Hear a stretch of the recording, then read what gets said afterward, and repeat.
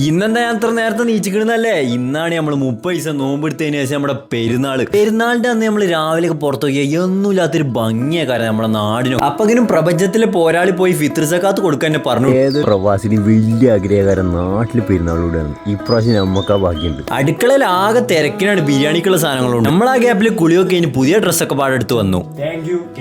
ഇജാതി ജാതി KCB ചെയ്യുമെന്ന് ഞാൻ വിചാരിച്ചിരുന്നില്ല. ആ ഡ്രസ്സാണ് ഇടാൻ വിചാരിച്ചിരുന്നത്. രാവിലെ തന്നെ കരണ്ട് പണ്ടറ സബ്സ്റ്റിറ്റ്യൂട്ട് ആയിട്ട് ഒരു ഡ്രസ്സ് വെച്ചുകൊണ്ട് നമ്മൾ രക്ഷപ്പെട്ടു. ഇതാണ് നമ്മളെ വരുന്ന കൂടി 8:00 നിസ്കാരം. ഞങ്ങൾ ഇറങ്ങണമെന്ന് വെച്ചാൽ 8:23 രാവിലെ തന്നെ അങ്ങനെ നമ്മൾ നല്ല പൊലിവിൽ പള്ളിയിലെത്തി.